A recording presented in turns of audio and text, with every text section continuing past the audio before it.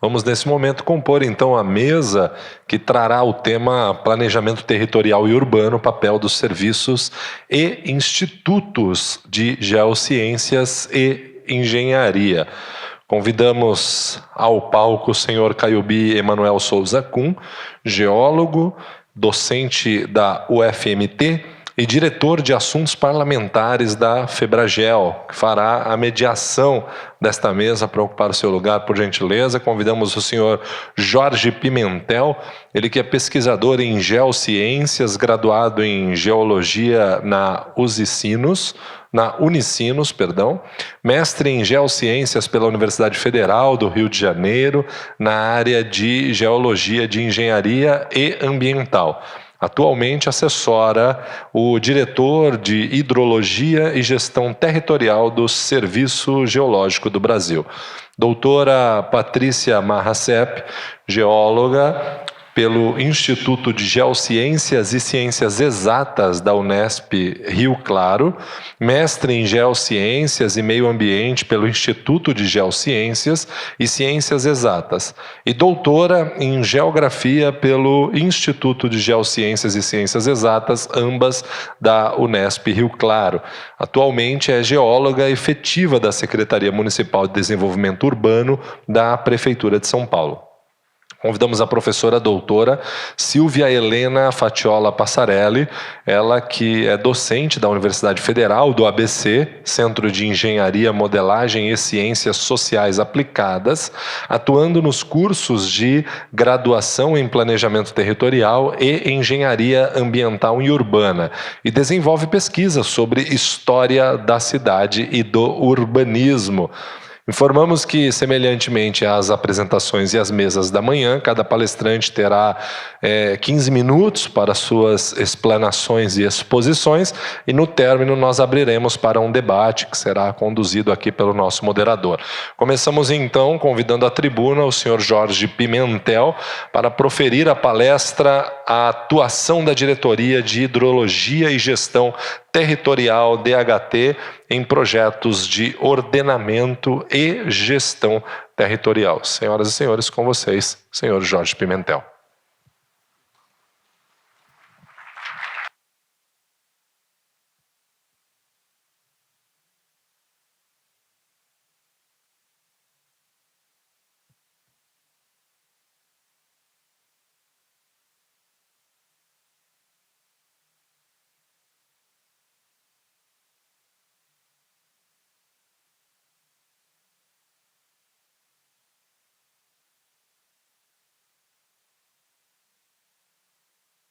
O DGET, o Departamento de Gestão Territorial, seus projetos, sua transformação e as nossas perspectivas e, principalmente, expectativas futuras.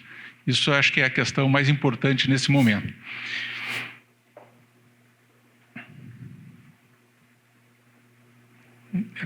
Beleza. Então, a nossa diretoria, como eu falei, ela tem dois departamentos, um de hidrologia e hidrogeologia, né? Tem lá suas atividades específicas, e um departamento de gestão territorial, da qual eu já tive a satisfação de ser chefe de departamento por um período. A CPRM é uma empresa pública ligada ao Ministério de Minas e Energia e desenvolve uma série de... Bom, não vou conseguir laser para mostrar, mas ali no slide vocês estão vendo a nossa missão. A nossa missão tem alguns verbos muito importantes: gerar e disseminar o conhecimento da geociência. E isso é muito importante, buscando sempre assim a melhoria e o apoio ao desenvolvimento sustentável do Brasil.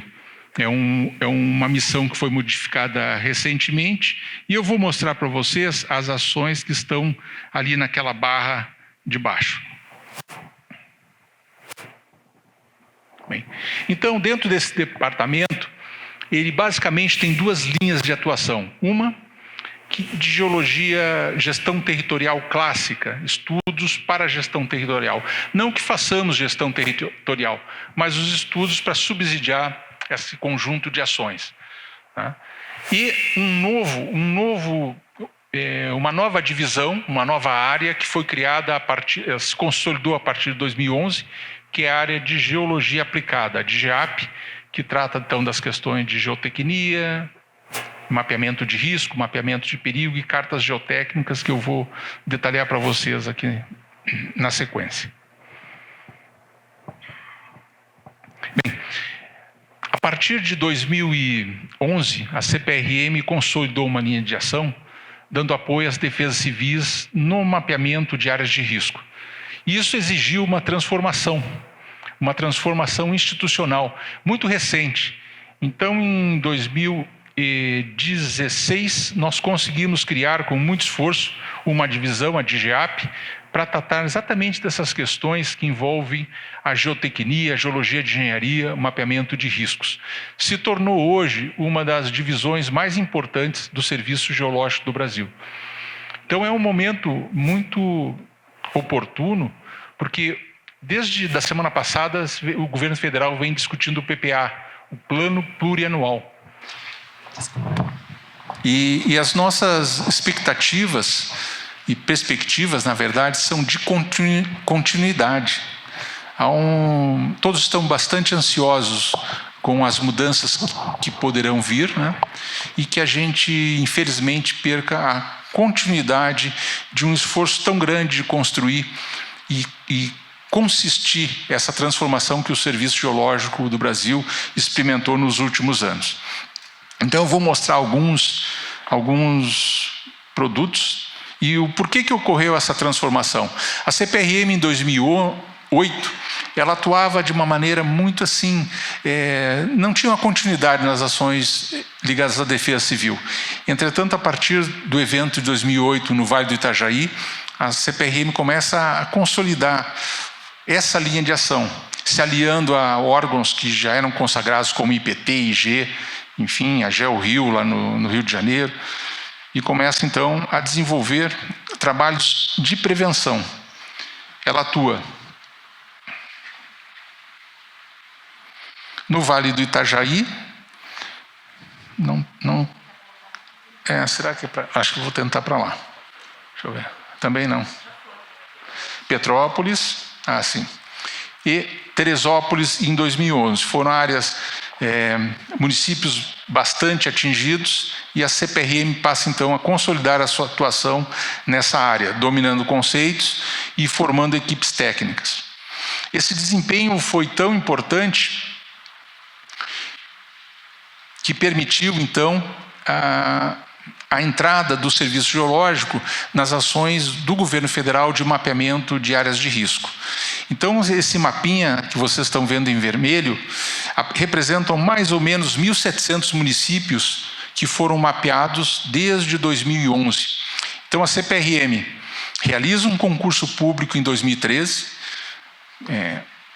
contrata praticamente 80 geólogos para essa área, específicos, geólogos de engenharia, e em cada unidade regional que a CPRM tem uma unidade, seja uma superintendência ou um escritório, ela tem equipes de geologia de engenharia. Então esse mapinha ele vai sendo sempre atualizado, e todos os produtos eles são disponibilizados para 2 órgãos fundamentais: para o CEMADEM, para fazer o monitoramento e a emissão dos avisos, e para o SENAD em Brasília, para a emissão dos alertas. Ele segue para a Casa Civil, Caixa Econômica, e o município que recebe toda essa informação. Bem, esse aqui é um outro produto, já é mais difícil, ele é mais lento, são as cartas de suscetibilidade municipais, temos 440 hoje feitas, e aqui um exemplo de cada um desses produtos. Lá no canto superior esquerdo, as cartas de suscetibilidade, abordam o município inteiro. Suscetibilidade a quê? Processo de inundação, movimentos de massa. Ele se destina basicamente ao planejamento territorial. A escala 1 para 25 mil também, enfim, uma escala para planejamento. E os mapeamentos de risco e perigo. Esses mapeamentos de risco, na escala de 1.000 ou 2.000, que eu comentei que já temos mais de 1.700 municípios mapeados. Recentemente, muito recentemente, entregamos o relatório na terça passada, Eu não sei se vocês têm acompanhado o problema dos afundamentos do bairro Pinheiro, em Maceió.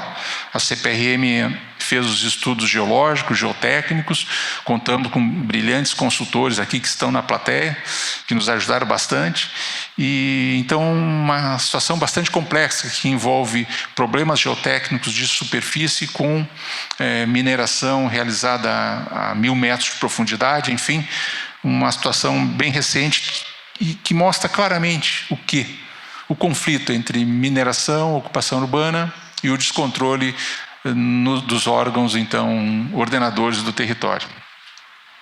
Bem, aqui apenas alguns exemplos, né, de produtos. Levantamento da geodiversidade é uma leitura da geologia, como um município, um estado, um pesquisador pode tirar dados diversos de uma carta geológica, por exemplo, não é trivial. Então, a geodiversidade busca isso, a tradução desses temas. Tem uma linha importante também de pesquisa, que é o patrimônio mineral, né, o patrimônio geológico, na verdade, com as proposições dos geoparques, né, a geoquímica, geologia médica, saúde, também em cima dos trabalhos de geoquímica. São todos trabalhos específicos, esses de saúde, mas que têm uma aplicação muito grande no ordenamento territorial. Um trabalho muito específico, ele entrou na CPRM meio como um patinho feio por determinação de ordem judicial, que é a recuperação da bacia carbonífera de Santa Catarina. Um passivo ambiental muito grande, e a CPRM custou a entender como tratar e como encarar esse projeto. Hoje ele é um dos projetos mais motivadores e mais bonitos da CPRM. Pegamos áreas completamente degradadas e transformamos, via obras de engenharia, em áreas recuperadas com a reintrodução de espécies nativas e animais. Impressionante, assim, os peixes voltam répteis, aves, e isso já começa a mudar a realidade de Santa Catarina, do Vale do Itajaí. Uma outra ação ligada à defesa civil, que muito nos orgulha, são os cursos de capacitação. Então, os geólogos vão até as defesas civis e ministramos cursos nos mais diversos municípios. E para homenagear o professor Claudio Clear, que está na plateia, aquela foto de cima é o curso de Santarém. Na época que o professor estava lá na universidade, eu não sei se ainda está, mas enfim, esse é o curso de Santarém que foi colocado aí em sua homenagem, professor. Bem, toda essa ação da CPRM gerou muito reconhecimento internacional. Junto com outras instituições, ganhamos 2 prêmios, um da ONU, o Sasagawa, com diversos... Foi o projeto GIDS, né, com diversos parceiros, Ministério das Cidades, Integração, enfim. E um prêmio da própria agência, da JICA, pela qualidade técnica no desenvolvimento desse projeto. Bom, todos esses projetos que eu falei estão extremamente alinhados com uma iniciativa da ONU, que é o ODS, né? A Agenda 2030, e que estabeleceu uma agenda, né, de desenvolvimento com os objetivos do desenvolvimento sustentável. Então nós fizemos um trabalho bastante intenso, criando publicações e fazendo um cruzamento entre os objetivos dos nossos produtos, esses que eu acabo de mostrar, e a Agenda 2030 do ODS. E houve uma correlação. Esses aqui são os 17 objetivos, né? Desde erradicação da fome, enfim, eles são bastante audaciosos, as propostas. Mas dos 17 metas do ODS, a CPRM, especificamente o DGET, o Departamento de Gestão Territorial, tem 16 linhas de ação perfeitamente alinhadas com o ODS. Vocês não estão conseguindo ver aquele parte verdinha ali? Enfim. E a CPRM publicou isso na sua página, e o projeto completo, que estabelece exatamente, cruzando metas do ODS com os objetivos dos nossos trabalhos.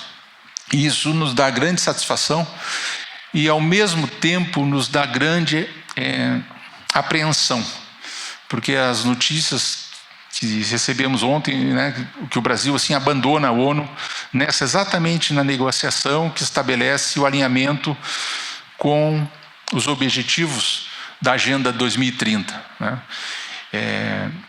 As empresas públicas têm uma responsabilidade social clara, seus profissionais trabalham alinhados com isso. Então, creio que uma ação de Estado tem que ser mantida. Ela não pode ser interrompida por linhas ou visões. Né? Então, um trabalho mundial, um esforço mundial, e a CPRM mantém essa sua agenda. E qual é a nossa perspectiva? Ao final, eu estou encerrando aqui a minha apresentação, é exatamente ter no PPA possibilidade de dar continuidade a todos os trabalhos que eu mostrei para vocês, a essa linha de trabalho. Né? Muito útil para a sociedade, uma aplicação direta e alinhada também com o esforço mundial de buscar o ordenamento territorial, a diminuição das desigualdades no mundo, e é isso para isso que a ciência existe, né?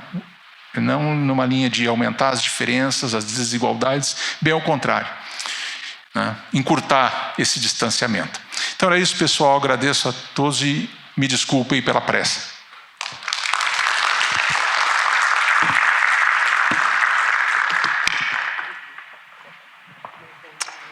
Nós que agradecemos, Jorge, pela sua apresentação e convidamos a doutora Patrícia Marra Sepp para proferir a palestra sobre o papel das secretarias municipais no planejamento territorial e urbano. Doutora Patrícia, por favor. Aqui para frente o laser. Tá bom, obrigada. Boa tarde a todos. Quero agradecer aqui na figura do Fábio o convite. E, na verdade, resgatando um pouco o meu espírito, eu mudei o título da palestra, tá? Até porque eu acho que tinha, assim, casa mais aí com o que a gente pretende apresentar. Acho que a gente está num momento super importante. Essa mesa, esse espaço de discussão permite a gente fazer uma reflexão bastante importante. Fico muito honrada porque eu acho que eu vou falar entre duas instituições que produzem o conhecimento e eu sou uma instituição, venho falar enquanto uma instituição que utiliza o conhecimento, né? Ainda que também a gente tem muito orgulho, eu acho que as prefeituras e todos os órgãos aí também produzem conhecimento, mas a reflexão que a gente deve fazer é como que isso é importante. Então, foi um pouco nesse sentido que eu montei a minha apresentação, né?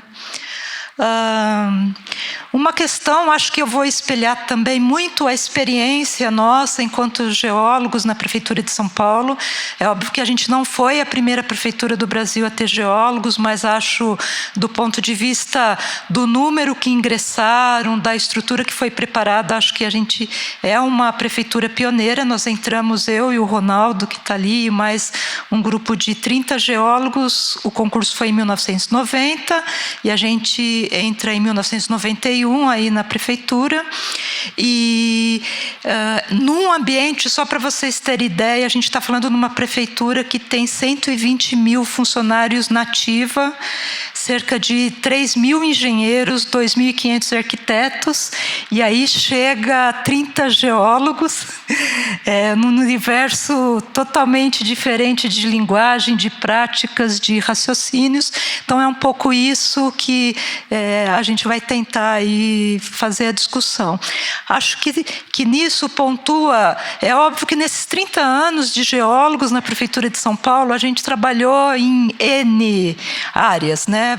N situações. Hoje, por exemplo, eu estou numa Secretaria de Desenvolvimento Urbano, trabalhei muitos anos na área de meio ambiente, com áreas contaminadas, Ronaldo sempre na defesa civil, gestão de risco, e só para ter ideia, hoje eu trabalho com serviços e ecossistemas ecossistêmicos na zona rural e com transição agroecológica de produção agrícola, né? Então, a gente também é meio que coringa, mas nunca esquecendo aí da formação.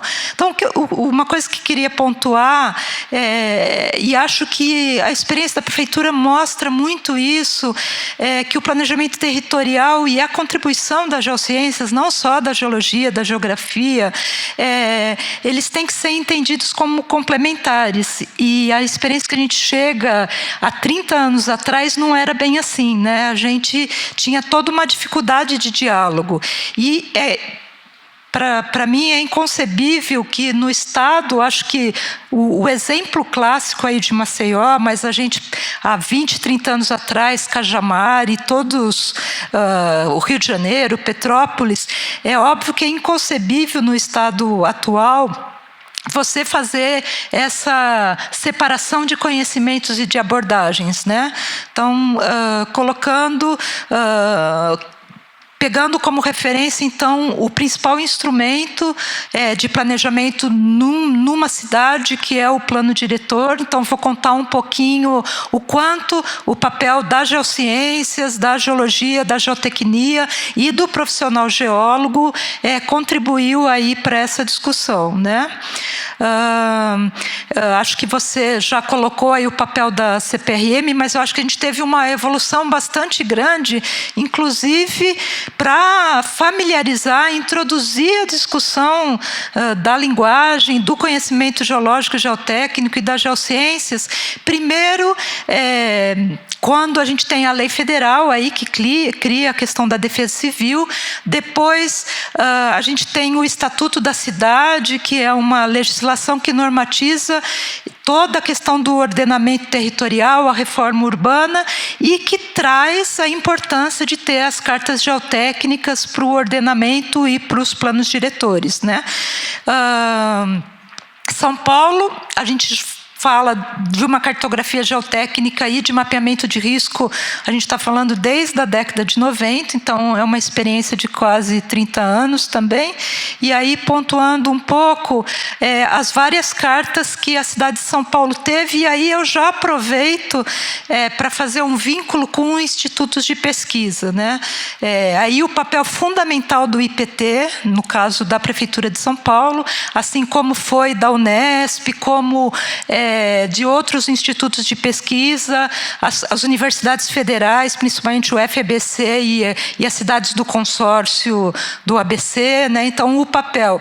No caso de São Paulo, a gente sempre lembra muito, e alguns geólogos mais, outros menos, mas a gente é muito cria aí das ideias do Prandini, né? Do pessoal que trabalhou. Então, para nós, o IPT é uma escola e muito da visão de território e de conhecimento geológico é graças a um instituto de pesquisa, né? Então, uma breve descrição, como que evolui o conhecimento, inclusive de abordagem de escalas, né, que foi dado.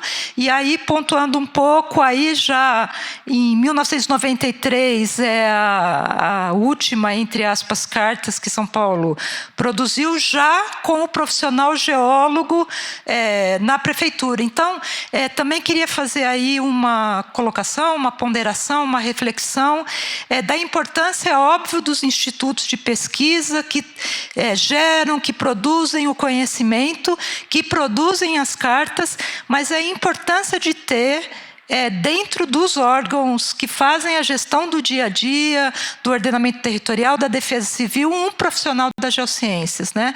Porque também vem um instituto, faz o mapeamento, entrega para o prefeito. Se você não tem quem faz a gestão, quem faz a atualização, quem faz o uso daquele conhecimento no dia a dia, isso também resta prejudicado. Então, também vou passar muito rápido, mas mostrando, então, por exemplo, a gente já tinha uma carta, essa da década de 90, que foi contratado pela prefeitura para servir de subsídio para um plano diretor na gestão da Luísa Erundina, que não conseguiu ser aprovado, mas a gente tinha o Paul Singer como secretário de Planejamento Urbano e a Raquel Ronick como diretora de ordenamento, e enxergou que a cidade, naquele momento, lá em 1989, 90, precisava ter um conhecimento geotécnico para fazer seu ordenamento territorial.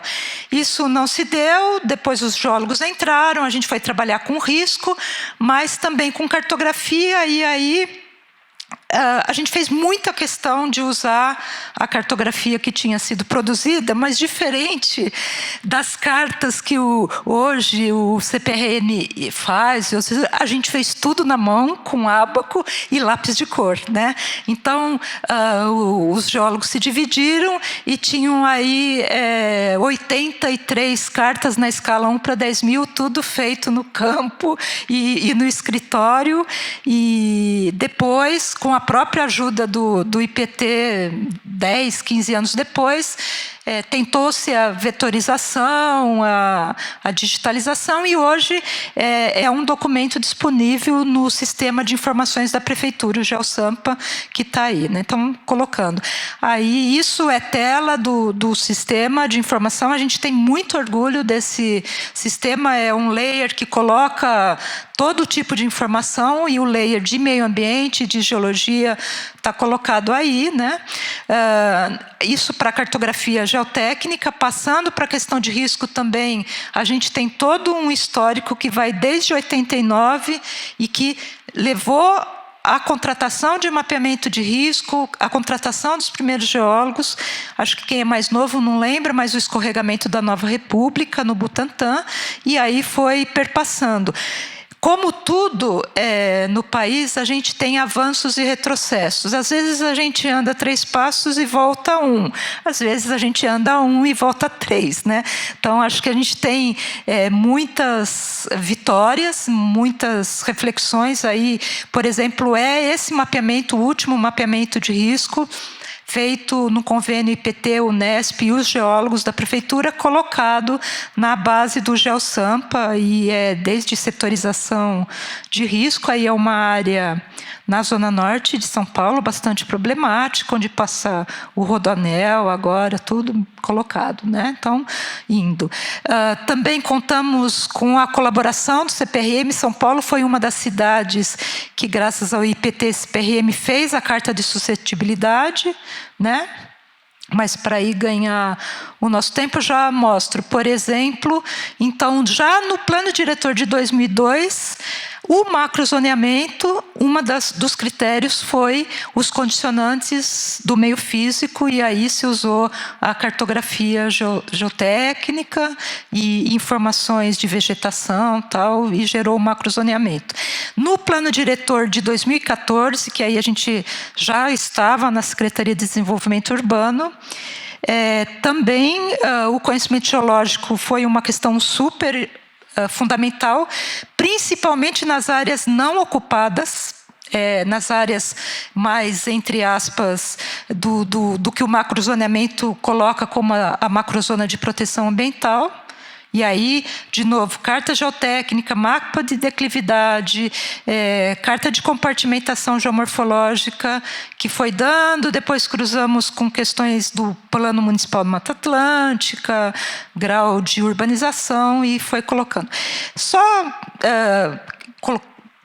pontuando, até porque tenho pouco tempo, e um conhecimento super importante, a gente teve que lutar muito por esse conhecimento, mas ainda com grandes dificuldades. Por exemplo, esse é um mapa que mostra as macroáreas. Essa área, ali quem conhece São Paulo, que está em vermelho, que é entre as marginais Tietê e Pinheiros, ela é uma importante área de articulação metropolitana e é colocada no plano diretor como uma área para o desenvolvimento, só que a Carta Geotécnica mostra que é uma área de várzea com grandes problemas, né, com lençol freático num nível super complicado para escavação, recalques, tudo. Então, aí, um pouco as incoerências. E só passando, esse caso aí, para mim, é o que eu coloco, que é o caso meu da prefeitura, que é a Patrícia. A gente tem uma área ali na região entre Anhanguera e Bandeirantes, que foi mapeado, principalmente ao longo da rodovia Anhanguera, como essa macro-área de estruturação metropolitana, onde você pode ter um grande número de usos, mas principalmente incentivando o uso industrial, o uso de logística, lógico, pelo rodoanel, por tudo. Entretanto, a Carta Geotécnica e o conhecimento geológico que a gente adquiriu até certo ponto mostra que o conjunto de rochas que você tem lá em Cajamar, que gerou há 30 anos atrás o processo de subsidência, ele entra dentro do município de São Paulo. A Carta Geotécnica já mapeava isso numa escala não de tanto detalhe, e aí o que a gente coloca? Tudo bem, você precisa aproveitar essa articulação, tudo, mas como é que você incentiva um uso, por exemplo, que vai ter que ter muito poço tubular profundo? Vamos criar alguma regra para a questão de exploração de água, tendo como referência o caso de subsidência lá de Cajamar.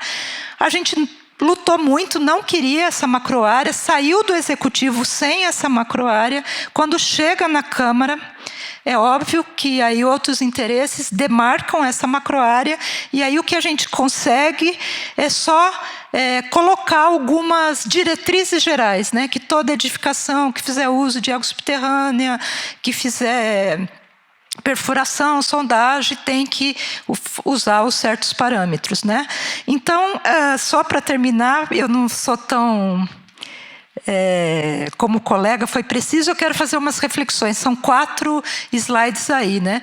Então, acho que, apesar de todas as questões que a gente apontou, e aí a gente tem muita experiência na construção de um parâmetro da lei de uso, que é da cota ambiental, avançamos muito. Pode ser considerada exitosa, mas a gente ainda tem muitos retrocessos. A importância da contribuição dos institutos de pesquisa na geração desse conhecimento, e aí no caso da cidade de São Paulo, de novo, reforço o papel do IPT e da Unesp, né? Esqueci, mas da Unesp, como boa unespiana, né? Como é fundamental a existência de geólogos aí no quadro, né? Da questão. Não estou indo para trás aqui. No entanto, por exemplo, no estado de conhecimento que a cidade se coloca, uma carta geotécnica na escala 1 para 10 mil, por exemplo, ela já não dá mais conta.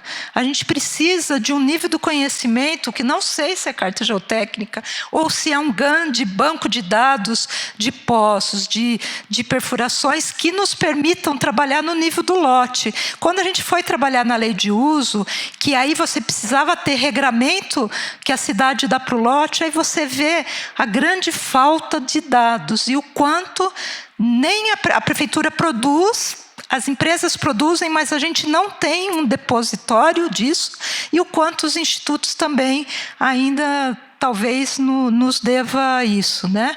Só para colocar o último mapa geológico que a gente, enquanto geólogo, usa e usou na carta, é um mapa numa escala que não é nem regional, é, né, o mapa do Coutinho melhorado aí. E então termino aí com essa reflexão. Acho que o papel importante de, enquanto usuária, a gente tem que defender a produção do conhecimento, seja ela em qualquer lugar, e o papel nosso enquanto profissional de geociências e o papel nosso enquanto geólogo. Acho que a gente tem uma militância, inclusive sindical, dentro da própria prefeitura, para reforçar aí o papel, mas acho que a gente, enquanto geólogo, está devendo muito para a sociedade ter uma defesa maior, uma militância. A gente tem que resgatar essa militância que os geólogos sempre tiveram. Eu agradeço e estou à disposição aí. Obrigada. Obrigado, doutora Patrícia. Passamos agora à palestra Planejamento Territorial e Urbano. Para isso, convidamos aqui à tribuna a professora doutora Silvia Helena Faciola Passarelli. Obrigada a todos e todas, obrigada pelo convite, não? Tá ótimo, obrigada. Tá ótimo. No cronômetro eu também não sei usar. Acabou de mostrar o cronômetro, pode deixar no 0, que eu prefiro. Me cortem, por favor. Quando eu fico em pé, eu falo mais, então é mais problemático ainda, mas vamos tentar. Eu não sou da área de geociências, eu sou arquiteta e urbanista, e a minha experiência na área de trabalhar em prefeitura, eu trabalhei durante muitos anos na prefeitura de Santo André, só há 10 anos eu estou na universidade. No século passado, era de trabalhar com arquiteto e engenheiro civil. Então, acho que é muito importante essa mesa, que mostra um momento atual do planejamento territorial, que é a gente olhar para o território com o arquiteto, com o urbanista, com o geocientista, com várias áreas multidisciplinares, olhando o que foi a cidade, o que foi aquele território, o que é a cidade e como que essa cidade pode se desenvolver, pode evoluir. A gente olha o espaço urbano, é um espaço que tem o território abaixo, né? Mas o território fica esquecido, porque a gente só vê casas e pessoas. Então a gente tem que olhar, lembrar sempre que a gente tem algo que nos embasa e pensar sempre, né, nessas cidades. Como é que essa cidade se formou e se forma e cresce? Como é que ela é produzida? Como é que ela se organiza? Essas questões são extremamente importantes para a gente entender os próximos passos. Eu estou no meu viés de... sou professora de História do Urbanismo, né? Isso para mim é muito forte. Mas queria dizer que o mapa mais importante do meu mestrado, e que eu uso até hoje, eu fui buscar lá no Instituto de Geociências, lá aquele que fica perto do zoológico, que é um mapa histórico, um mapa topográfico do estado de São Paulo, que dá para entender como que a região ABC se forma. Bom, o processo de planejamento do Brasil, e eu peguei essa síntese a partir de um texto muito importante que o Vilaça faz em 99, o professor Flávio Vilaça, aqui da Faculdade de Arquitetura, fez em 99, ele vai mostrar 3 fases, né? Um primeiro momento, que é um momento forte de projetos de embelezamento e saneamento das cidades. Projetos que envolvem principalmente os centros das cidades, para deixar elas mais bonitas, mais apropriadas para receber, no caso de São Paulo, o Barão do Café, que morava até então na fazenda e que ele passa a morar em São Paulo, receber essas famílias, receber essa cidade quase europeia, que a gente, quando anda no centro de São Paulo, a gente ainda consegue vislumbrar. Um segundo momento, pós-anos 30, o Vilaça chamou que é uma área de planejamento técnica e científica, que vai abordar vários detalhes da cidade, mas que eles chamam de um plano discurso. Então tem muitos dados, muitos estudos e pouco mapa. Então é aquela cidade do economista, aquela cidade que aponta só diretrizes de desenvolvimento e que não vai mostrar no território como aquilo vai acontecer. E um terceiro momento, que é um planejamento estrito sensu, que vai mostrar... que é um momento pós-70, 80, que vai trazer dados técnicos científicos, e aí a Implaza, a Prefeitura de São Paulo,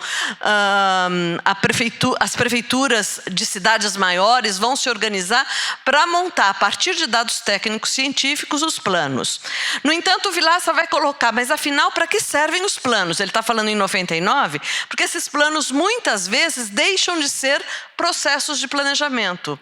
Eles são os planos que vão ficar engavetados e que vão sendo modificados pelo discurso político muito mais forte do que aquilo que a técnica, o que o conhecimento científico produziu. Eu vou dar um exemplo claro disso, né? Lá atrás, o Saturnino fez um plano incrível para o Vale do Tietê, aqui em São Paulo.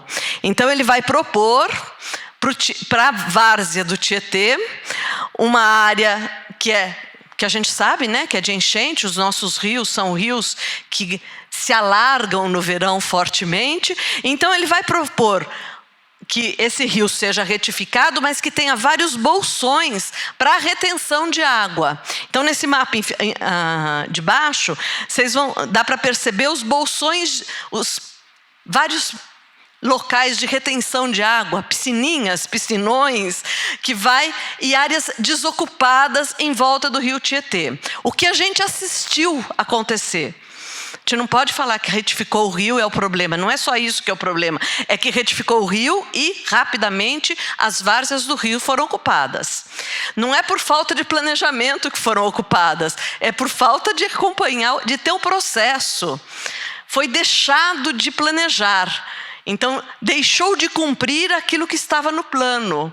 E as várzeas foram ocupadas e os nossos problemas vão se avolumando. Mesmo sendo uma área de desenvolvimento, eu tenho que criar áreas para reter a água, para essa água não vazar para as indústrias. O que aconteceu, então, durante boa parte do século passado? É um distanciamento entre o plano e as propostas desse plano e a implementação desse plano, as possibilidades que a administração pública vai colocar, por vários motivos: falta de recurso técnico, humano e falta de recursos financeiros, às vezes os dois, falta de interesse das classes dominantes em deixar áreas livres, em deixar as várzeas desocupadas, e daí vai se ocupando cada vez mais, e a falta de técnicos dentro da área de planejamento para mostrar quais são os riscos disso tá acontecendo. Então, falta de gente que soubesse ler aquele mapa, entender. Eu acho lindo a carta geológica, a carta geotécnica, ela é bem coloridinha. Eu sou arquiteta, né, gente? Por favor, não brinquem comigo. Mas eu preciso de alguém para me ajudar a ler isso. Se eu não tenho um geólogo, um geógrafo físico que me ajude a entender o que está lá, aquilo vai ser nada para mim. A maioria das prefeituras do Brasil não tem corpo técnico para isso. Não preciso ir muito longe. Rio Grande da Serra, a 30 quilômetros daqui, na equipe de planejamento tem 3 arquitetos ou engenheiros, 3 só. E que a cada 4 anos eles desaparecem e entram outros. Então, é uma dificuldade muito grande de manter os técnicos. Eu tenho também um conflito com a excessiva setorização e especialização. Então, mesmo dentro das prefeituras, a Prefeitura de São Paulo é um exemplo muito grande disso, né? Eu tenho o DEPAV, é tudo muito segmentado, e como é muito grande, quantos funcionários? 120 mil funcionários, você não conhece as pessoas. Eu tive a sorte que a minha experiência foi na Prefeitura de Santo André e eu conhecia as pessoas. A gente andava lá nos andares, estava tudo concentradinho. A gente pelo menos podia conversar um pouco com o cara do trânsito, com o cara da educação, com o cara da cultura, e dava para fazer uma troca. Numa prefeitura grande como São Paulo, ou num governo de estado, as áreas são tão segmentadas que dificulta a troca entre elas. E muito especializadas em um determinado assunto sem conhecer o outro. Eu trabalhei durante 4 anos na área de lixo em Santo André. E quando eu cheguei lá, eu falei assim, meu Deus, o que eu vim fazer aqui, né? Fui jogada no lixo. Porque a única coisa que eu sabia a respeito de lixo é que eu punha o saquinho na porta de casa e ele desaparecia. Era todo o meu conhecimento da área de lixo. E é um universo incrível que eu fui aprendendo e que eu fui trocando com outros técnicos. A gente fez um programa incrível de limpeza em favela que funcionou super bem durante um determinado tempo, que é aquilo que a gente dá um passo para frente, um para trás, 2 para frente, um para trás, mas que a gente percebe que, mesmo na área de lixo, eu preciso de especialistas de outras áreas para poder atuar naquela área de forma completa. Não é só um assunto de engenharia, é um assunto do assistente social, é um assunto de economia hoje, é um assunto de várias áreas. Outra questão que o Vilaça coloca que que os resultados dos planos, em geral, ficavam em recomendações amplas e sem essa territorialização, sem saber o que vai, exigindo novos planos para detalhar o plano, né? Ele conclui, né, dizendo que são peças de ideologia da tecnocracia e a de que os planos de governo devem ser puramente técnicos, conduzidos por comissões isentas da contaminação política. Então, isso não existe. A gente não tem um técnico isento de contaminação política, nem um político isento de questões técnicas. A gente tem que integrar essas coisas. Bom, para o Vilaça, em 1999, o futuro do planejamento é o envolvimento de camadas populares, o esvaziamento do plano que é só discurso, né? E a aprovação, na época do solo criado, que se chamava solo criado, que foi a concessão onerosa do direito de construir, que foi aprovado no Estatuto da Cidade em 2001. E o Estatuto da Cidade vai colocar a exigência de se elaborar planos diretores na cidade. Só que o que tem de novo nesses... Não, daí, nesse momento, né, a gente tem também, que é importante colocar, o mito do planejamento. O tempo todo a gente vê no jornal, né? Só peguei notícias novas. Falta de planejamento causa transtorno ambiental. Falta de planejamento nas cidades resulta prejuízos bilionários. Falta de planejamento contra alagamentos causa prejuízo para moradores. Será que é só falta de conhecimento técnico que nós temos? Ou também tem uma parte que esse conhecimento técnico tem que ser difundido e aplicado? Coisa que é esse segundo passo que não está acontecendo. Lá os técnicos estão produzindo, estão colocando as coisas, estão fazendo, e essas coisas não estão saindo da sala deles muitas vezes. E aí continua, né, essa coisa de a necessidade de um planejamento. O planejamento está sendo feito. O que as pessoas estão querendo desse planejamento? O quanto elas conhecem esse planejamento? Tem um hiato muito grande. A gente tem que levar esse conhecimento para fora dos gabinetes das prefeituras.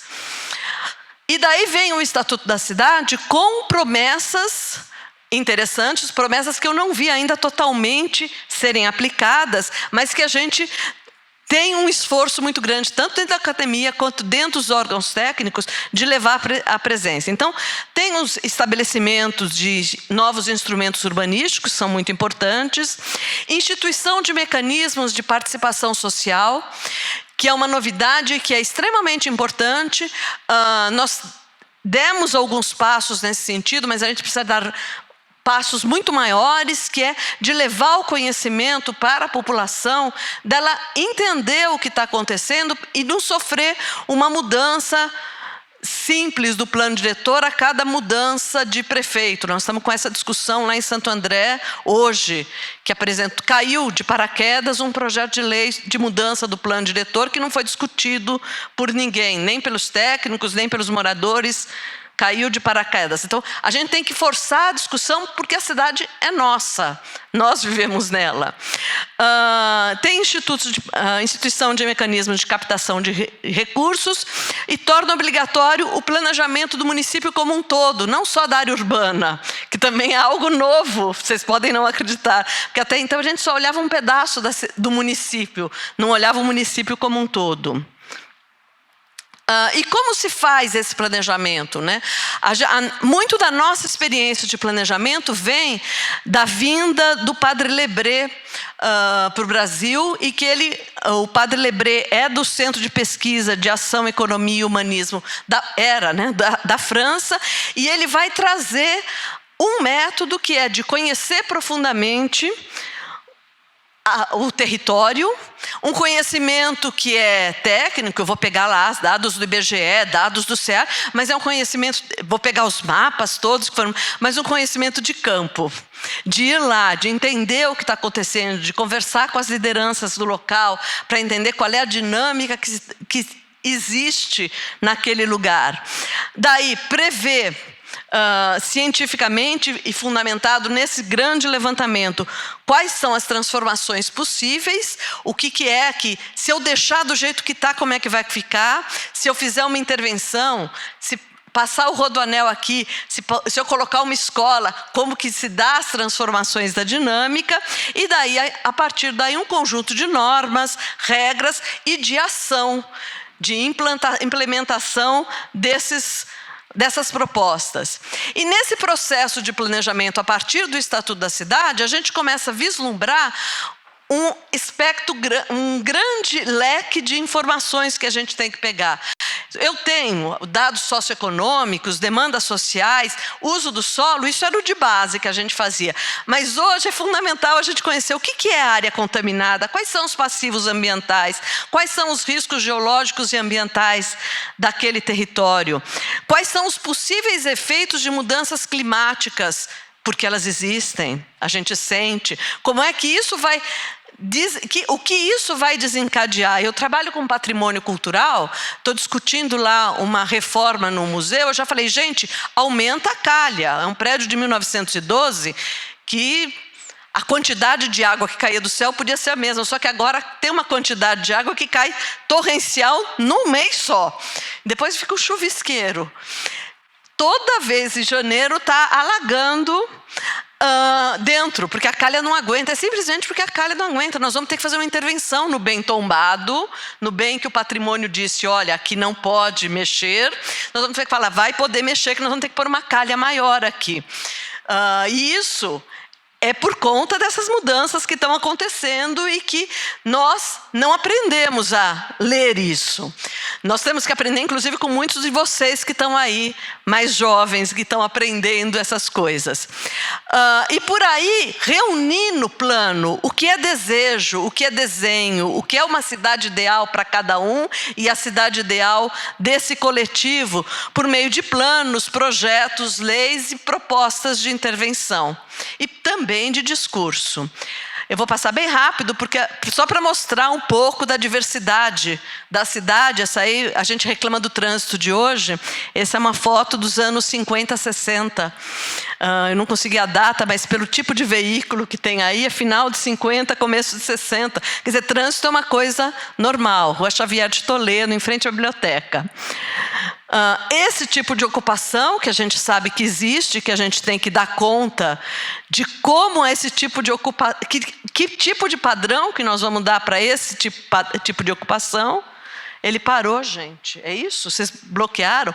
A questão dos resíduos, a ocupação de área de mananciais. Eu vou só lá para o fim, porque eu amo essa frase, eu sempre uso ela nas minhas aulas. É um texto do Ítalo Calvino, que é livro de cabeceira de um monte de gente que eu conheço que pensa muito nisso, né?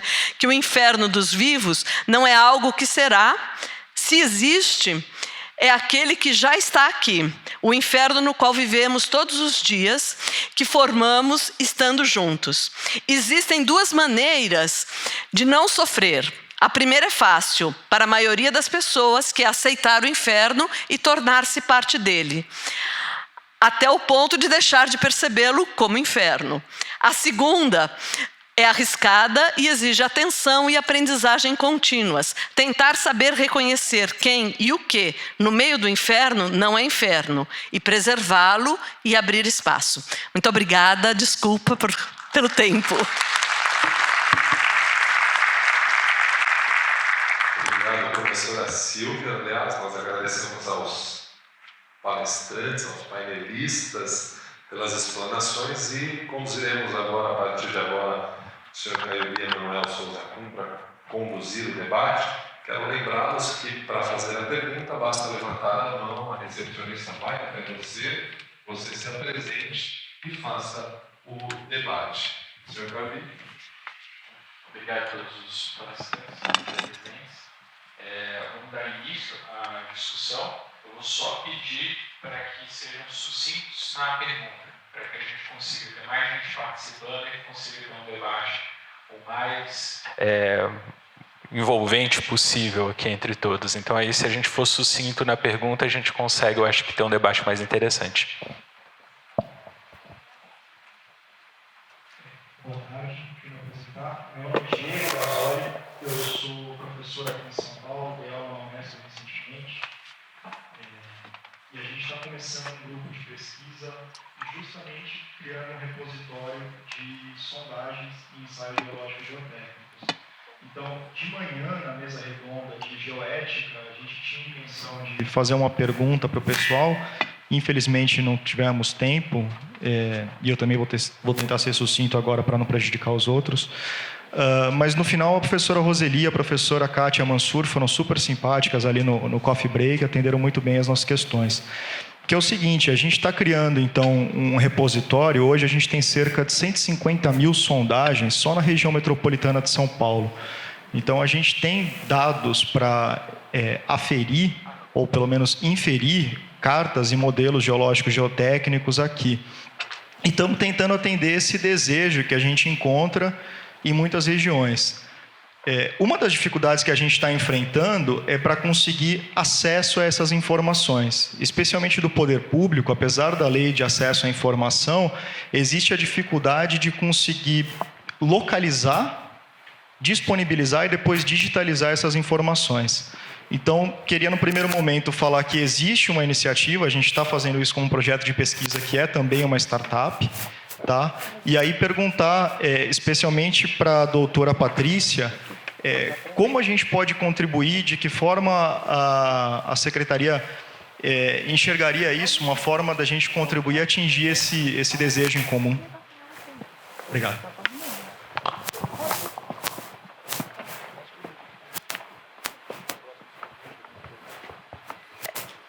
Tá vendo como é bom, né? Trocar informações. Para mim foi uma excelente notícia essa. Acho que tem mesmo essa questão que você coloca. Não sei se você tem conseguido os dados do metrô. A gente buscou muito as informações do metrô como um exemplo, né? E acho que da própria Prefeitura de São Paulo também, dentro dos próprios órgãos, aí a dificuldade. Mas eu gostaria, de fato, conversar bastante aí com você, depois a gente pode, mas acho que tem uma questão crucial aí. A gente acabou de fazer uma lei de parcelamento e ocupação do solo em 2016, de que essas informações eram cruciais. Nós estamos no processo de refinar essa lei, né? Até também com grandes discussões, vai ter uma revisão maior, que não é hora de ter a revisão, porque precisa aplicar a lei antes de rever, mas que essas informações do subsolo, de sondagem, seriam fundamentais. A gente tem super problemas de uso, explotação de água, ou mesmo de rebaixamento de lençol freático. Na prefeitura, em vários bairros, a gente tem muitas áreas que sofrem recalques. A prefeitura é acionada. O máximo que a prefeitura às vezes faz define uns perímetros de mais atenção. A gente teve problema na região do Parque da Água Branca, algumas regiões ali na Chácara Santo Antônio.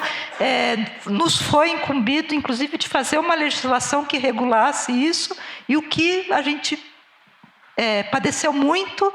Óbvio que a gente tinha modelos que pudesse usar e faltava, de fato, dados reais aí do subsolo. Então, acho que a gente pode falar aí para aprimorar mais as questões. A gente tem decretos para lançar, ainda que não mude a lei, precisa regulamentar várias coisas aí, então eu tenho bastante interesse. E super parabéns pela iniciativa. Pimentel pediu a palavra aqui.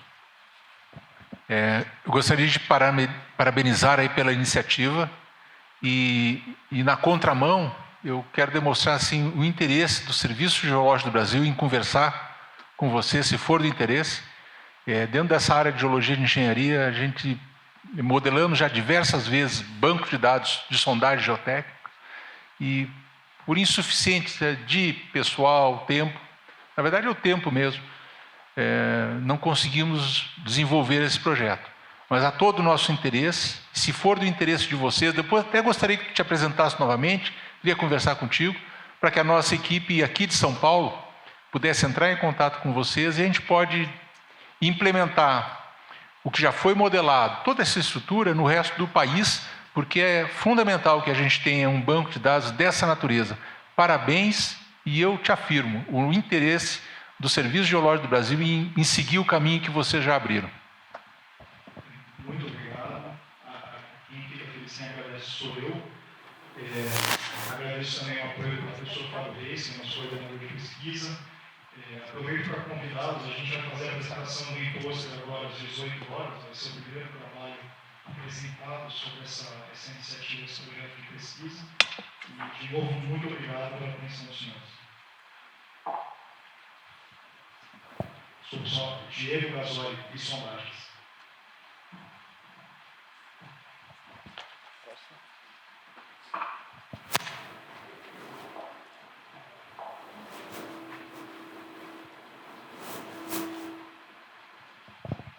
Próximo.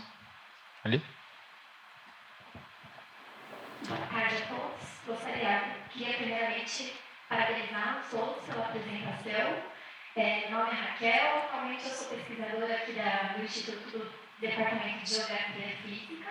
Estou fazendo meu doutorado. Fiz meu mestrado lá na UFABC, fui aluna da professora Silvia. E durante toda a minha trajetória lá eu trabalhei muito ligada à questão das cartografias geotécnicas, né? Então, dentro da minha própria pesquisa, eu sempre acompanhei muito essa questão da evolução nos mapeamentos, né? Que veio muito desde os eventos de 2012, né? Os eventos que aconteceram no Rio em 2011. Então, a gente teve uma evolução política muito grande, grandes investimentos. E a gente vê que nos últimos anos, né, os investimentos decaíram. Todos vocês, acho que citaram o Ministério das Cidades, o Ministério da Integração, que já foram extintos, né? Então, essas agendas deixam de ser prioridade do governo e a gente vê aí que tem um buraco político institucional muito grande. E eu, como aluna e pesquisadora, eu gostaria de perguntar para vocês, né, como que vocês veem esse cenário político, né? Essa questão dessa desarticulação dessa agenda e como que isso se vê no cenário local, porque a gente às vezes discute isso muito no plano federal e a gente tem uma ideia muito fragmentada de como isso, de fato, pode impactar já em muitos municípios que já têm muitas fragilidades, né? A gente viu, por exemplo, os municípios do Rio de Janeiro e São Paulo que sofreram muito com as inundações agora no começo do ano, né? Então, a gente tem essas questões e eu gostaria de saber de vocês, né? Como que são esses cenários aí para os próximos anos do atual governo? Só antes de passar para os palestrantes, eu vou só fazer um comentário, que eu esqueci de fazer o registro aqui no início. Nós encaminhamos o convite para o Ministério de Desenvolvimento, que é o antigo Ministério das Cidades, né, que agora é o Ministério de Desenvolvimento, que fundiu lá, né, vários ministérios, o Ministério da Integração e tudo, e mandamos o convite também para o Ministério de Meio Ambiente, pedindo para que eles encaminhassem, ou que viesse um ministro, a gente convidou os ministros, ou que encaminhassem representantes. Infelizmente, nenhum dos dois ministérios encaminhou representante para estar aqui presente na discussão. Então, é bom a gente fazer esse registro também, porque demonstra, acho que um pouco o que é uma das coisas que a gente está discutindo aqui nessa mesa, que é as instituições que produzem as pesquisas básicas, né, de informações geológicas, né, os institutos de pesquisas, que hoje são fundamentais para o país, mas que estão sendo desestruturados, eu acho que em todo o país e no governo federal. Então, acho que essa pergunta de fato é muito válida, mas é importante a gente também passar para todos os presentes esse registro, que a FEBRAGEL entrou em contato, fez a solicitação, a gente insistentemente ligou muitas vezes para os ministérios, mas infelizmente não tivemos a presença de ninguém aqui desses dois ministérios para estar presente, participando e passando o que seria o plano hoje que o governo tem para a área em toda que a gente tem ambiental e a parte de risco e tudo mais. Só porque eu não falei na outra, que era muito técnica. Saudades de você, Raquel. Fujona, fugiu do nosso programa, mas foi bem abrigada aqui. O que a gente sente muito, né? E aí eu vou falar muito né? Primeiro que eu sinto um vazio imenso, porque tirou e não pôs nada no lugar. E não é uma coisa que tirou hoje. Eu acho que esse esvaziamento está acontecendo de 2 anos para cá em vários níveis. Acho que a palavra desenvolvimento, que virou palavra de ordem, está olhando o desenvolvimento de um lado só. É o desenvolvimento econômico a qualquer custo. Então, é muito olhar para aquele projeto Saturnino de Brito e falar assim, mas por que ocuparam a várzea do Tietê se sabia que enchia? Porque tinha que pegar terreno plano para pôr indústria, para pôr grandes empresas. E eu estou sentindo que estamos indo no mesmo caminho hoje, que a gente quer, a todo custo, garantir área para a indústria, para a empresa, para gerar emprego. Palavras-chave que não são muito verdadeiras. Então, tal empresa vai gerar emprego. Vai gerar emprego coisa nenhuma, gente. Nós temos uma lei trabalhista que hoje, que dificilmente as empresas vão criar emprego, elas vão terceirizar serviço. Então, o que a gente está sentindo é esse vazio de que nada está no lugar e essa preocupação muito grande de que quem fala em nome do desenvolvimento econômico, fala em nome de gerar recursos financeiros a qualquer custo sem pensar no futuro. É uma coisa muito do imediato, do hoje e do agora. E isso é muito preocupante porque fica algo meio sem futuro. Não tem proposta de futuro, tem proposta para hoje. E isso nos causa uma angústia muito grande. Eu acho que a gente nunca viveu no Brasil uma coisa assim com tanta violência. O hoje, o desenvolvimento agora, temos que gerar empregos hoje, não por total falta de emprego, mas é porque tem que ser rápido, o Brasil tem que crescer a qualquer custo. Não foi assim nem na época do golpe militar. No golpe militar tinha uma noção de nação muito forte que hoje nem isso tem, ou pelo menos que não está sendo falado. Então é uma preocupação muito grande, é uma preocupação que pode causar grandes prejuízos. A gente já está vendo na questão da agricultura a liberação de muitos agrotóxicos, na questão ambiental, o desmonte que está se prevendo, que está acontecendo e que vai acontecer lá para frente. Na escala do município, que não vou olhar para São Paulo, porque São Paulo tem um corpo técnico de tirar o chapéu, mas dos municípios que estão nos outros municípios, seja os que estão em volta de São Paulo, seja os que estão mais longe, uma dificuldade muito maior. Da mesma forma que o Diego está com dificuldade de arrumar material, o município pequeno tem dificuldade de arrumar o material e de ler o material. Então, fica uma coisa mais distante dos avanços tecnológicos que a gente tem tido e que a gente sabe que as universidades estão fazendo, os avanços científicos das universidades ficam cada vez mais distantes dos municípios. E agora a gente tem um corte brusco nas pesquisas, né? Não é um corte de agora, é um corte que vem vindo.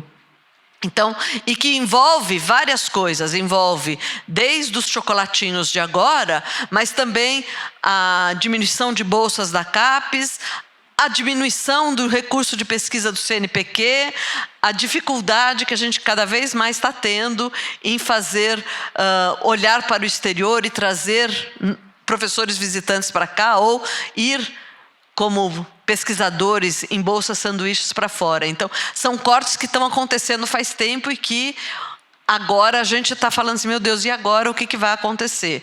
O CNPq recentemente reduziu bolsas.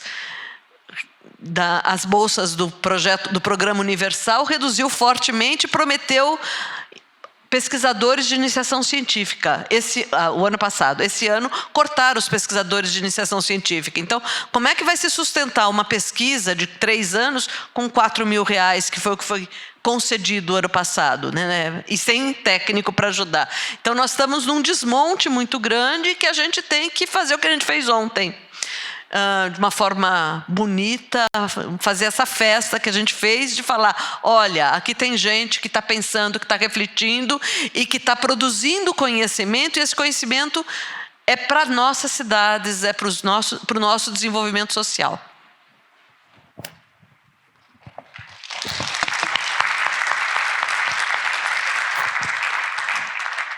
A tua pergunta me permite voltar no tempo e fazer até um agradecimento aqui na apresentação da Patrícia, quando ela colocou uma iniciativa dos anos 90, que foi o início da minha vida profissional no mapeamento de áreas de risco. Foi o projeto da prefeita Luísa Erundina, e eu dizia que eu era o homem-bala. Eu subia lá no Rio de Janeiro, no Cometa, e vinha mapear aqui em São Paulo, passava, mapeava e voltava no Cometa. E eu me lembro muito de mapear Vila Carrãozinho, Santa Madalena, Cidade Azul, favelas que devem existir ainda hoje numa condição, enfim, semelhante. Mas essa pulsação, essa tendência cíclica, é assim mesmo, sempre ocorreu. Mas a gente vê hoje que os institutos de geologia, de geotecnia, principalmente os estaduais, estão sofrendo efetivamente problemas sérios, assim, como o Paraná deixa de existir a Mineropar, né? Já fundiu em secretarias. O do Rio de Janeiro, DRM, enfrenta lá uma situação um pouco difícil. E sabemos que PT e IG têm suas lutas internas também, enfim. E a CPRM, como órgão do governo federal, o mais jovem de todos, né? Nessa linha de estudos geológicos e geotécnicos, principalmente na área de riscos e da geologia de engenharia, ela é o mais novo, mas teve um impulso muito grande por força desse programa nacional, e houve um investimento, recurso, não faltou dinheiro, não faltou recurso, né? Em todo o período de 2003, enfim, quando o Ministério das Cidades e o Ministério da Integração efetivamente demandaram. A Casa Civil demandou muito. Então a CPRM teve essa oportunidade de uma transformação interna magnífica, que é o que eu tentei mostrar aqui. Magnífica, porque antes desse período eu escutava muito, olha, mapear risco não é a praia da CPRM, é Companhia de Pesquisa de Recursos Minerais. Hoje nós somos um serviço geológico do Brasil, que faz um trabalho de serviço geológico. Então, enquanto São Paulo tem essa estrutura que sabemos muito bem, muito forte, excelente. Rio de Janeiro tem a GeoRio. Pô, a gente pode se preocupar com todo o Nordeste, com toda a Amazônia, com cidades que não têm a mínima estruturação, muito menos de defesa civil, quanto órgãos de geologia, de mapeamento e de planejamento urbano. Então a gente faz um trabalho único. Então, indo em direção à tua pergunta, a angústia hoje, exatamente na semana, e eu vim de Brasília ontem, quando se discutiu o PPA, Plano Plurianual, que é o nosso eixo. Se tu estás no PPA, tu existe. Tu estás dentro da Lua, tu entra no orçamento e tem recursos, então tu existe. Então o nosso medo, pessoal, apesar do grande reconhecimento nacional de que os trabalhos da CPRM, que tem que evoluir metodologicamente, estão evoluindo, mas a importância da abrangência, ele se consolidou. A gente tem muito medo hoje de que a visão não seja da continuidade. Então, existe uma máquina com concurso público, pessoal, metodologia, estamos prontos para continuar atendendo. A demanda está posta. Né? A gente mapeou 1.700 municípios de 5.500, sei lá, algo assim. Esses outros não têm risco, não têm demanda? Tem demanda, e nós podemos chegar lá. Então, estamos num momento assim, de bastante ansiedade, porque já não temos os interlocutores que tínhamos, né, de poder chegar num fórum como esse e mostrar o que se fez, o que se pode fazer. Né? Então, eu vejo com apreensão e esperança. Esperança de que sejam sensíveis à necessidade da continuidade desse tipo de trabalho.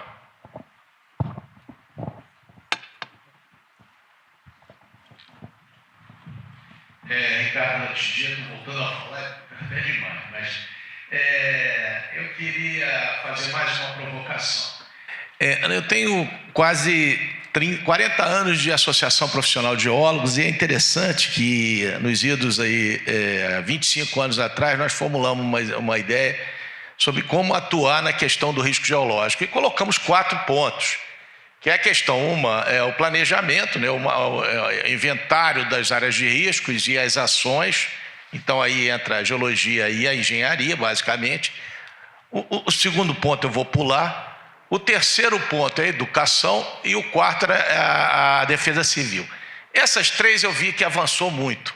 O segundo ponto, que é essencial, se chama planejamento e uma política habitacional. Essa eu acho que é o gargalo da nossa realidade. Eu faço uma pergunta aqui objetivamente. Como é que foi em São Paulo? Vocês conseguiram? Porque eu vejo isso um problema no Rio, eu vejo em várias cidades, em Friburgo, depois daquela tragédia, fizeram as suas Minha Casa Minha Vida, mas sem uma orientação maior, sem uma política mais generalizada. Porque eu acho que isso aí tem que estar incorporado a nosso... Eu vou sair do planejamento e vou usar o neologismo do fazimento, que é a luta política, de fato, para que as coisas se materializem.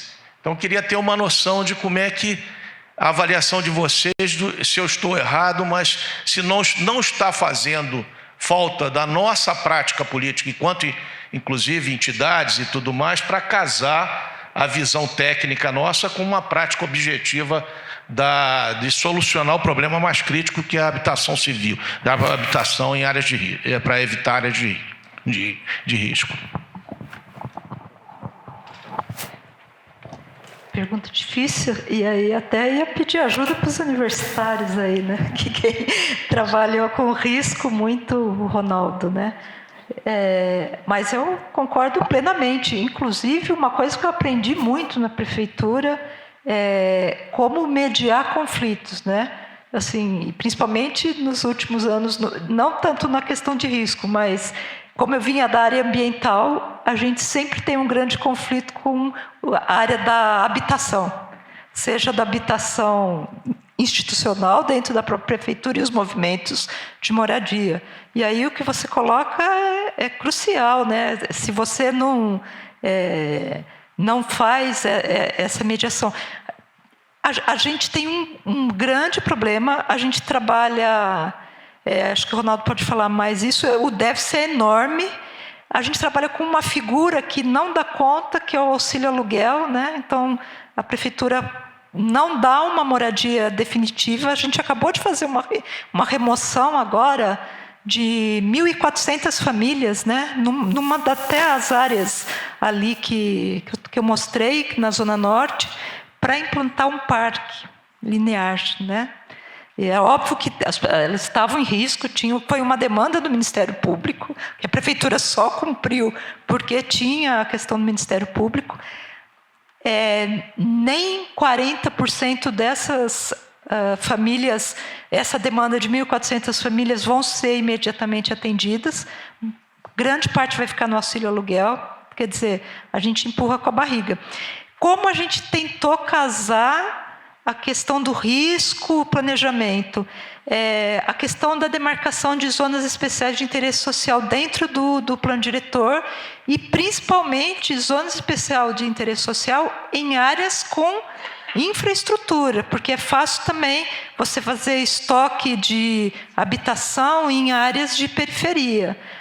Então, a gente criou, no plano diretor, teve um aumento assim super expressivo, de mais de 200% das áreas demarcadas como zona especial de interesse social, que é óbvio que precisa de um parceiro, que é a iniciativa e o mercado imobiliário, que até uns 3, 4 anos atrás não olhava para esse mercado.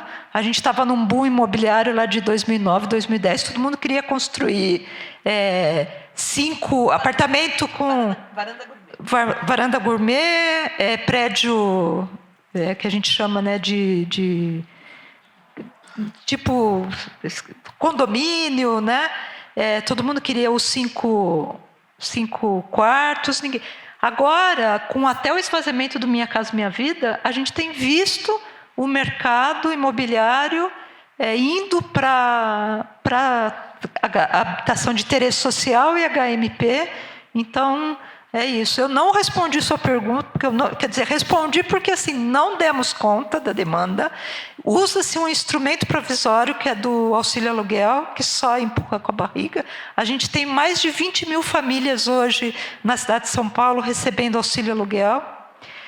A demanda, até pelo recuo do programa Minha Casa Minha Vida, trouxe uma carência, aí a questão é, vamos ver se essas leis agora viabiliza, tem a questão do preço da terra, mas o mercado também precisa mobilizar. Tá? Mas você tem toda a razão. Se você não casa política de risco com política habitacional, a gente vai só enxugar gelo, com certeza.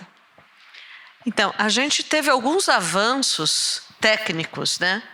O Estatuto da Cidade trouxe uma ferramenta super interessante para resolver um dos problemas habitacionais, que o déficit é muito grande e a gente não tem terra para tanto, não tem área para tanto, que é o IPTU progressivo, que é uma possibilidade que não foi implementada ainda efetivamente em nenhum lugar. A gente consegue, no máximo, as prefeituras conseguem, no máximo, marcar no mapa que aqui seria interessante. Chega notificada, aí muda o prefeito vai ser bonzinho, desnotifica tudo. Quer dizer, é uma falta de clareza de que a gente precisa de terra com infraestrutura que está no centro da cidade. A gente observa São Paulo, eu tenho um problema sério de área de risco naquela borda, em volta do Rodoanel quase, né? Tem uma faixa lá enorme que é de área de ocupação. Mas eu tenho um problema no centro muito grande, de terrenos vazios, de prédios vazios, alguns ocupados de forma irregular, mas que não são, que estão lá, pagam IPTU tranquilamente, às vezes não pagam IPTU, que está vazio esperando a especulação, aquela área melhorar para garantir aquela área ter um desenvolvimento, a prefeitura colocar mais infraestrutura, o metrô colocar mais infraestrutura para ele poder ganhar mais lucro em cima daquela área. A gente vai ter que usar um pouco desse princípio da função social da cidade e da propriedade para entender o que fazer com essas áreas que estão livres nas áreas centrais.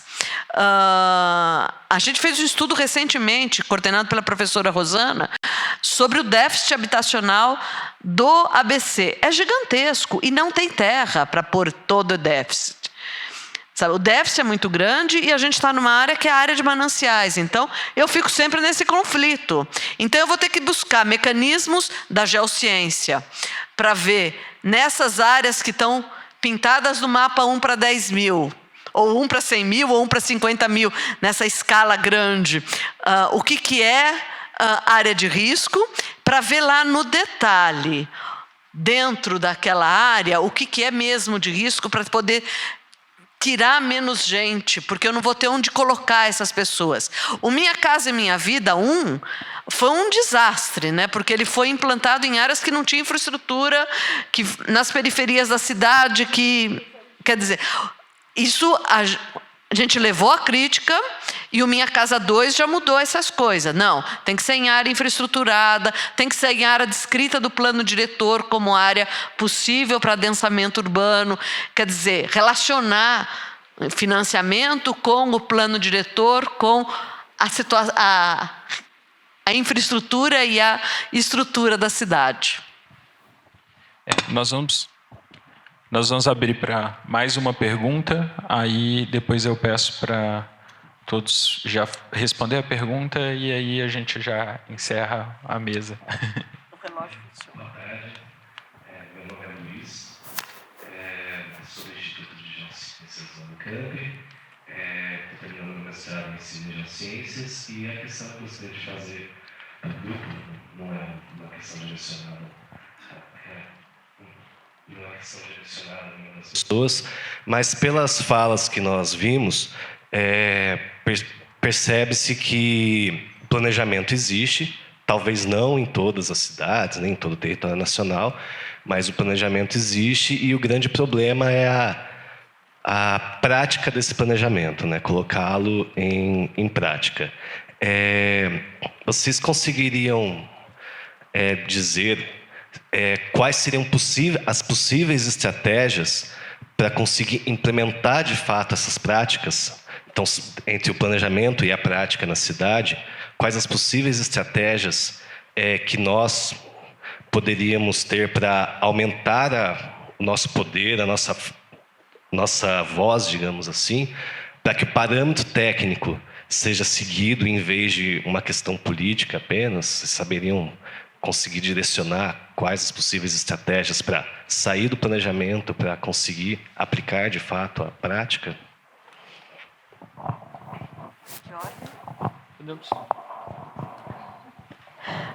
Eu vou voltar a uma coisa que, inclusive, eu já falei, né? E tem que ser rápido porque deu 0 aqui. Eu acho que o principal é que o conhecimento que a gente produz, seja dentro da universidade, seja dentro das prefeituras que produz conhecimento também, na hora que faz esse mapeamento, é esse conhecimento não ficar dentro dos escritórios, dentro dos gabinetes, dentro das bibliotecas. Ele tem que sair e tem que ir para campo. Eu já observei em alguns momentos de participação social, de ir para campo, em planejamento, em área de planejamento, de ir para a área de mananciais, e eu ouvi um discurso dentro do bairro deles falando: não, aqui não pode adensar porque aqui é a área de mananciais. Porque alguém falou isso para eles, que aquele bairro era a área de mananciais e não podia adensar. Porque se você não falar, eles não vão saber nunca. Sabe? E mesmo assim, nesse bairro onde falaram isso, aqui não pode adensar, eles queriam asfalto, eles queriam guia, sarjeta pintada, eles queriam transformar aquilo numa cidade. Daí a gente tem que fazer uma discussão. Espera aí, se aqui é diferente, porque é área de mananciais, que tipo de desenho de cidade a gente vai ter nesse lugar?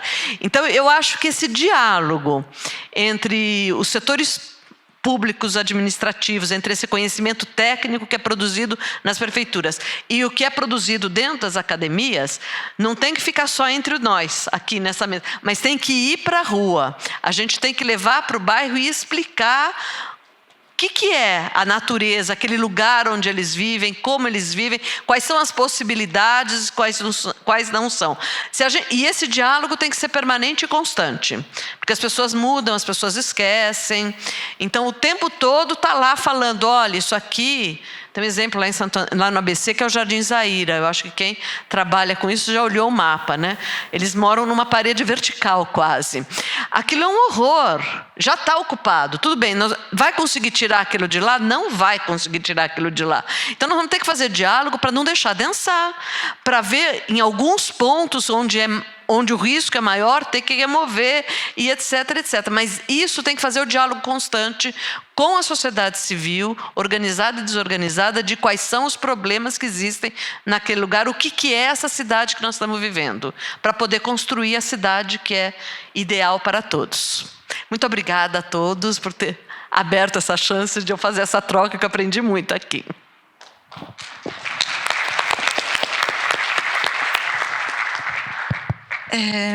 Acho que você fez... A professora Silvia usou um autor que eu gosto bastante, que é o Flávio Vilaça, que, na verdade, ele tem uma grande descrença a tudo isso que a gente veio falar aqui, né? Assim, do ponto de vista mais formal do planejamento, né?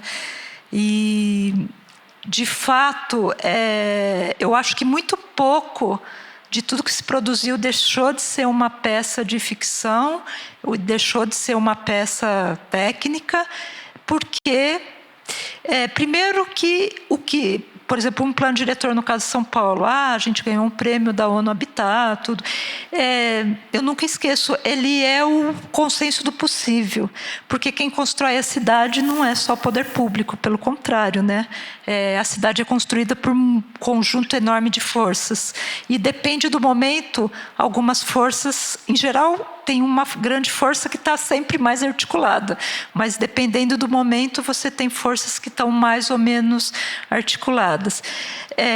Eu tenho uma grande preocupação, eu acho que os últimos 20 anos, ainda que a gente tenha tido um grande avanço, eu acho que a gente apazigou e domou os movimentos sociais. Os movimentos sociais foram muito cooptados, e eu acho que os movimentos sociais eles precisam reagir de fato, porque isso, acho que todo mundo ainda está no momento de estupefato. Acho que ontem foi um dos primeiros coisas, mas os movimentos eles precisam voltar para a base e precisam reagir, porque eu acho que no caso do planejamento mesmo a gente tem algumas questões. só se você tiver mobilização popular que vai acontecer. No caso do plano diretor, por exemplo, a gente teve o movimento dos sem-tetos, né? O Boulos acampou em frente à Câmara dos Vereadores de São Paulo em 2014 e falou: se não aprovar o plano diretor, porque a gente tinha aumentado 150% das áreas demarcadas como ZEIs, e os vereadores não queriam isso, eles acamparam, em 3 dias se aprovou. Mas foram pulsos, né? Então, é um pouco isso. Eu acho, da mesma forma, eu vou terminar também, que eu acho que a gente, enquanto profissional, enquanto instituto de pesquisa, a gente perdeu o nosso espaço. Acho que os geólogos sempre foram combativos. Eu quero mesmo resgatar essa coisa das associações, da Febragel, do espírito guerreiro aí das geociências, mas eu acho que a gente tem que chacoalhar a goiabeira, porque eu acho que a gente se acomodou e se... Né? Então é um pouco isso, tá? Eu acho que a minha mensagem é: a gente tem que resistir, resistir, resistir, senão a gente não vai ter futuro, tá bom?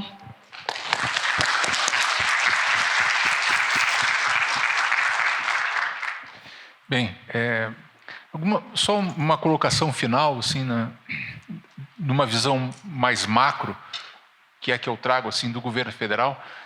Tivemos grandes avanços nos últimos anos, como eu falei, né, na minha fala anterior, principalmente na integração com órgãos dos diversos ministérios que no passado executavam ações superpostas, com duplicidade de esforços. E isso avançou muito, muito. Há pouco tempo atrás, em que você estabeleceu relações não só profissionais, mas de conhecimento pessoal, integração. Quer dizer, hoje, você pegava um telefone e falava com um cara lá do outro lado. As instituições são importantes, mas as pessoas é a alma, é o que liga e como a gente supera, né, as dificuldades. Então, tu fizeste uma pergunta assim, qual é a chave, né? Eu não sei, eu tenho um chavão. O chavão foi inventado para ser dito. É continuidade, né? Então, vocês devem ter percebido em mim, assim, né, uma certa angústia exatamente com a não continuidade. Que isso é uma história que a gente já vai ficando mais velhinho, a gente olha para trás e vê como os pulsos, né, como prejuízo, como é difícil recomeçar, como é fácil destruir. Eu não tinha essa noção. A construção, como demora, pedacinho por pedacinho, convencimento, esforço, gerações para destruir. Cara, é assim, ó. E isso está acontecendo, a gente está vendo. Enfim.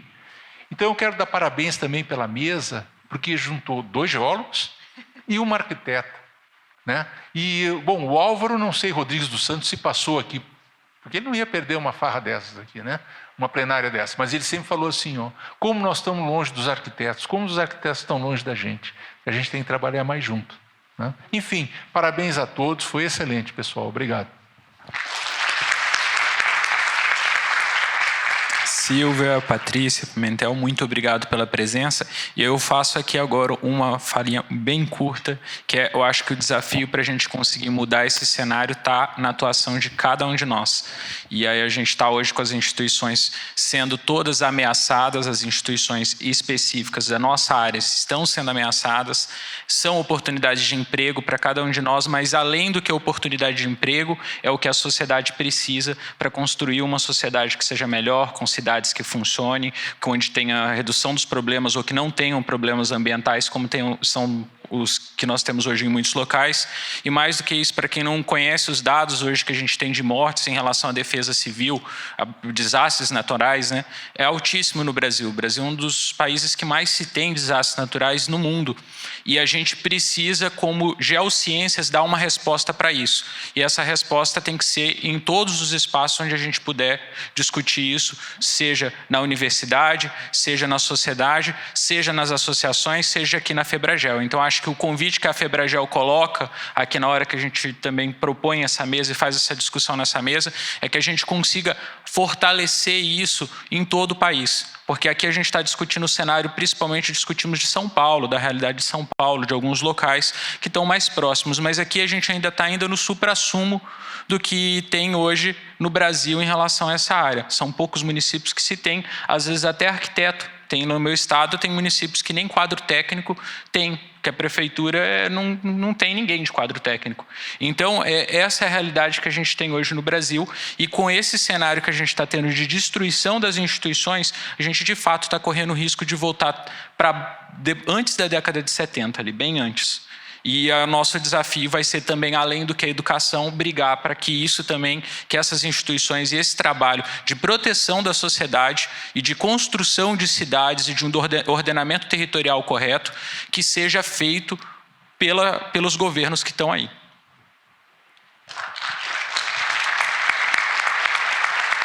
Muito obrigado aos painelistas, obrigado ao moderador. Senhoras e senhores, muito obrigado também pela presença de vocês aqui. Nós temos 2 recadinhos importantes.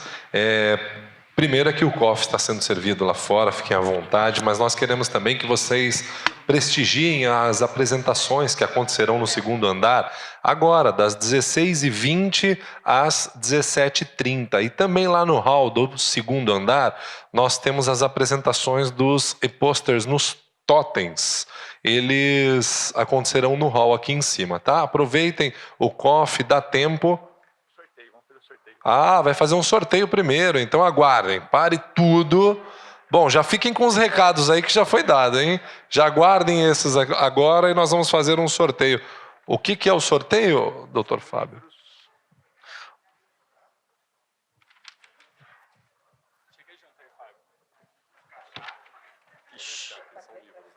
São livros. São 4 livros da oficina de texto. Bom, os sorteios são 4 livros da oficina de textos. Como que nós saberemos, dona Úrsula? Ah, e eles têm no crachá, é isso? Ah, atrás do crachá dos senhores, então, tem um número. É isso? Todos com o número, torcendo. Vamos pedir para que o Fábio faça o sorteio, por gentileza. Ah, então vamos lá. Então vai, Úrsula, por favor. Eu não estou participando. Tá bom. Bom, são 4 painelistas aqui, ó. Chama os 4 para sortear isso. Ah, vocês estão concorrendo também? Puxa vida, vamos ver. Então, o primeiro número, 015. 015 ganhou o primeiro, tá ali, 015. Primeiro livro.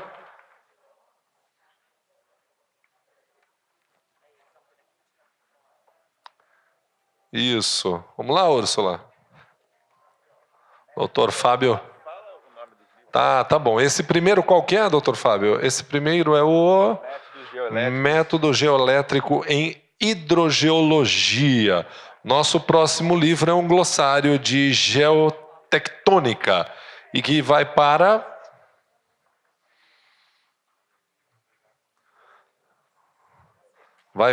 Pega um número aí, Úrsula, sem ver, Úrsula, por favor. Segundo número, 053. 053 está aqui? Sim, vem aqui, glossário de geotectônica. Próximo livro será os resumos geológicos. 82 resumos geológicos. Muito bom. Vem aqui o ganhador, vai pegar ali da mão do Dr. Fábio o seu livro. Para cá, Úrsula, por favor. Vamos aqui ao próximo. Vamos sortear um aqui, Úrsula. Olha só. E o número é 086. 086, está aqui? Aqui, 086, vem para cá. 82 resumos geológicos. Nós queremos agradecer à oficina do texto pelos presentes. Último livro, se você ainda não ganhou, dá tempo, torça. Rochas, Manual Fácil de Estudo e classificação. Já sortearam? 13. 013 é o número da sorte de quem? Lá em cima, o 013, vem para cá, Rochas, Manual Fácil de Estudos e Classificação. Uma salva de palmas para a nossa última ganhadora. Senhoras e senhores, tenham todos um ótimo coffee, aproveitem os e-posters, aproveitem as apresentações lá em cima e aproveitem a confraternização dos 40 anos no Clube Holmes, 40 anos de Febragel.